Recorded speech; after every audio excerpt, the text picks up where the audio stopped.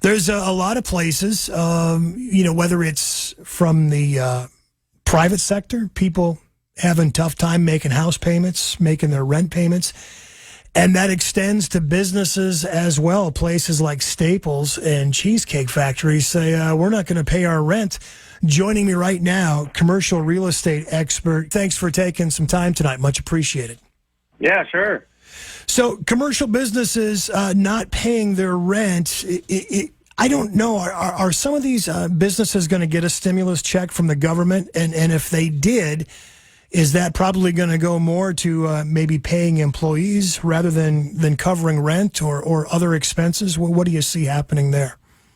So this is a two-part question. So you want to definitely look at an SBA loan right now, especially the small business guys who, one, just need to make sure that they're not putting their landlords in a position where they just are taking on all the brunt of all this. Mm-hmm. And since the loans are low interest right now and they have a 2 to 3 week turnaround time, they're able to get these done for the landlords. However, it just really depends on the industry. So, like, let's say your nail salons, your hair salons, those guys, the service-based industries, they are actually not working with most of their employees. I'm seeing a lot of them just making sure that, hey, when you come back, they're doing a temporary furlough, and that's probably the most cost-efficient way for them to take care of these industries and the people that they employ.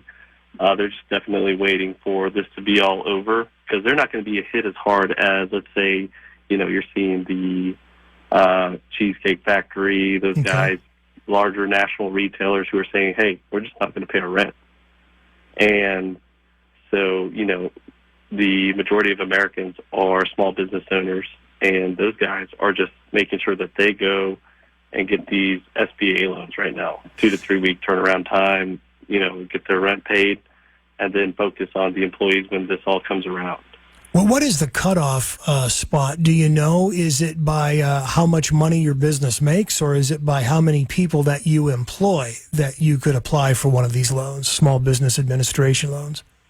So half and half, these guys, they just apply for it, and they make sure that, one, that if they're, like, let's take a hair salon, for example, right? Those guys, they are paid to be there, and they're using that SBA loan to just make sure that they get their rent paid and cover their expenses. But if you're saying, like, hey, I'm, Bed Bath & Beyond, I'm closed, I'm going to furlough you for a few months and get that rent taken care of that way and cutting down my expenses. It just really depends on your industry and where you're working. So I'm seeing a lot of people just furlough, and from there, they're going to use that as a temporary way to defer the payments onto the government and make sure they cover that for our industries. Now, since there probably aren't businesses beating down the door for a lot of these, the same space, if you're a Staples or a Cheesecake Factory, and they're not going to pay their rent, if you're the landlord, you're the property management company, isn't it better to leave the business alone to continue to try to conduct business as best they can rather than having the physical brick and mortar fall into disrepair or neglect from not being used? Yeah, so we're seeing a lot of people definitely use their brick and mortar to fulfill, like, let's say food, right? We're seeing a lot of the food industry guys just focus on getting to-go orders out and doing to-go orders on everything they possibly can, doing, you guys have seen probably like Grubhub and, the third-party delivery services. Mm-hmm. They're working on getting our guys or any of the consumers just food in general as fast as possible without a delivery fee. And so that's one way that they're trying to mitigate all this going on. But, there's some businesses that can't have a gathering more than 10, so they're looking at it as, hey, what's the point of being open when we can only have potentially 10 people in here at a time when we're seeing double to triple that number all at once. Some of the big companies that aren't paying rent are, I guess, using the pandemic to try to strong-arm property owners into lower rents. If I don't know, I mean, I'm taking the word strong-arm from an article that I read. I would think that they would be a little more gracious coming to a negotiation to try to get their rent lowered. Do you get any essence that's happening a lot? And even if it was, I got to imagine the landlords are going to put a lid on this. It may be for a month or 2 or 3, but I really doubt they're going to renegotiate the whole lease at a reduced price, would they? Okay, so that's actually a 3-part question there. So you're looking at, So you're looking at, one, landlords who do want to cooperate, work with their tenants, build a new relationship, say, you guys are here for me in the long run, and I definitely want to stay here because I know that you're going to work with me. 2, you're seeing those guys who are saying, hey, this is a good time to renegotiate my lease. And, they want to obviously get the best deal for them as possible, but also being fair with the landlord so that they can have a good synergistic relationship moving forward. And 3, you have some landlords that are saying, hey, dude, you can go and seek other avenues of relief for this other than just coming to me and making the effort. So we're seeing some guys send out a tenant rental assessment form, and from there, they're going to say, hey, okay, here's one. You got your gross sales from the end of 2019 till today, and how has coronavirus affected you on what's going on today? And then 2, how long do you need rental relief for? And from there, how much?